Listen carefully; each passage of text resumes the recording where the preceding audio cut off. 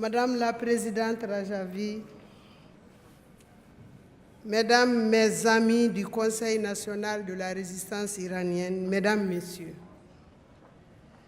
après avoir pris connaissance du fonctionnement de la dictature fanatique des mollahs d'Iran, après avoir analysé les lois d'institutionnalisation de la misogynie basées sur la soumission, l'exclusion et l'humiliation des femmes et les traumatismes infligés aux femmes au nom de la protection de l'honneur et du hijab, j'adhère totalement à votre lutte.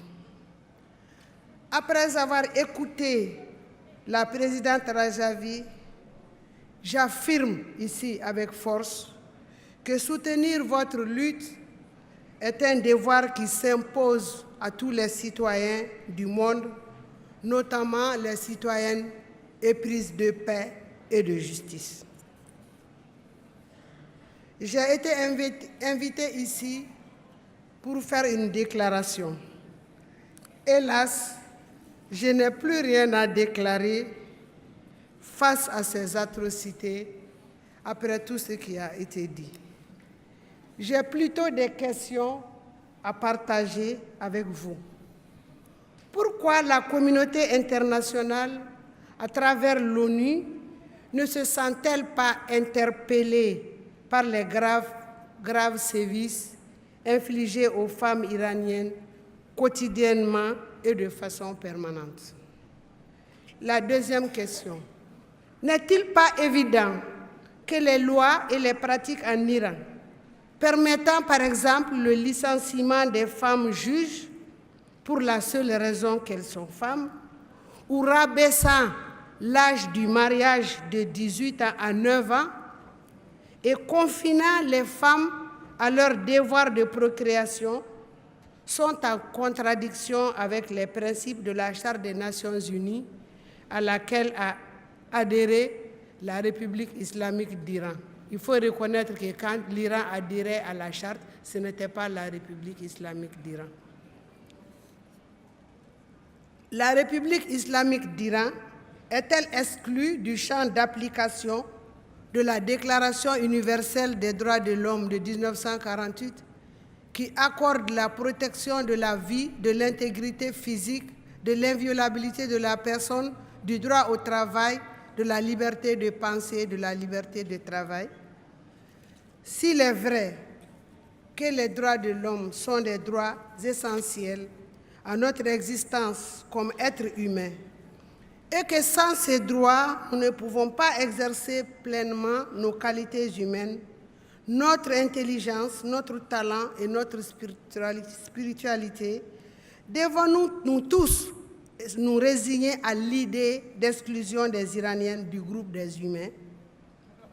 Les coups quotidiennement et violemment portés contre les Iraniennes, sous prétexte qu'elles ne portent pas le hijab ou qu'elles le portent mal, ne constituent-ils pas des violations graves de l'intégrité physique et de l'inviolabilité de la personne?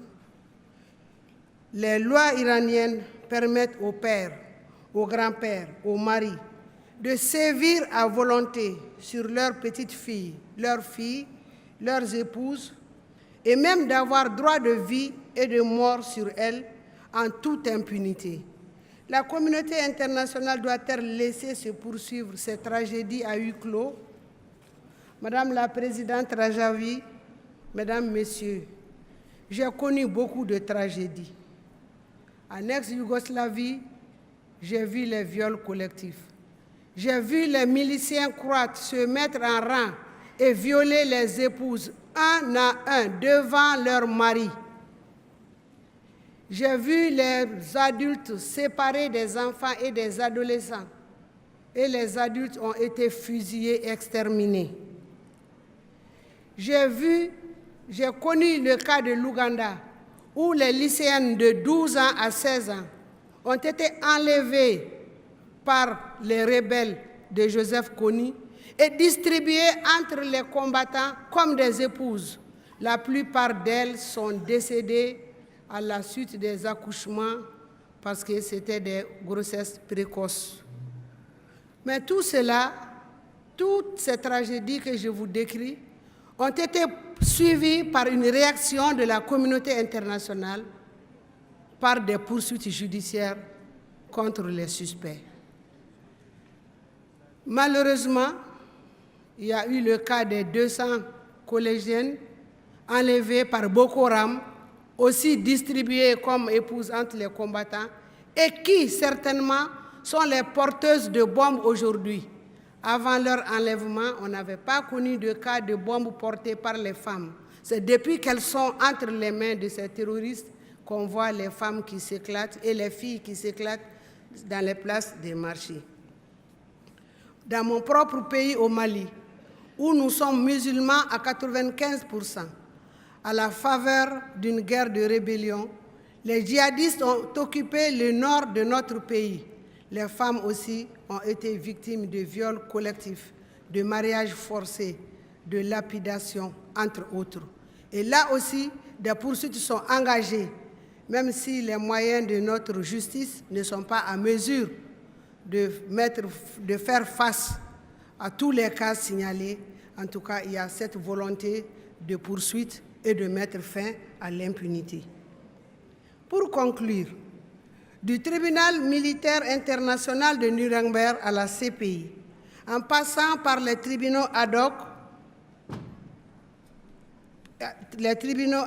des Nations Unies, comme le tribunal pénal pour l'ex-Yougoslavie, le tribunal pénal international pour le Rwanda, en passant par les tribunaux mixtes de Sierra Leone, de Timor-Leste, du Cambodge, du Tchad, la communauté internationale a toujours réagi face aux crimes atroces par la création des juridictions pour la poursuite et le jugement des présumés coupables des crimes de droit international.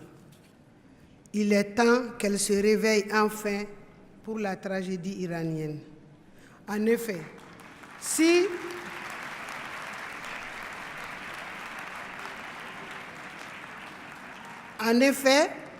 les crimes contre l'humanité sont définis comme des actes inhumains dirigés contre toute population civile selon un plan criminel de façon systématique ou généralisée, on peut considérer que les crimes perpétrés comme les femmes iraniennes sont des crimes contre l'humanité à double titre, car ce sont des crimes systématiques et généralisés.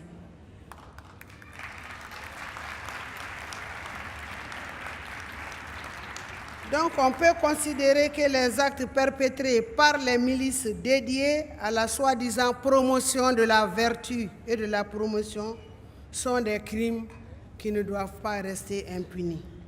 L'ONU est donc interpellée pour enquêter immédiatement sur les souffrances subies par les Iraniennes. Chaque fois que j'écoute les informations sur l'Iran, je n'entends que le dossier nucléaire qui mobilise tant d'attention, tant d'énergie et tant de ressources. À quand donc un tribunal international spécial contre les crimes perpétrés contre les femmes en Iran afin de mettre fin à l'impunité inacceptable des coupables de tout ce qui a été dénoncé ce matin? Je vous remercie.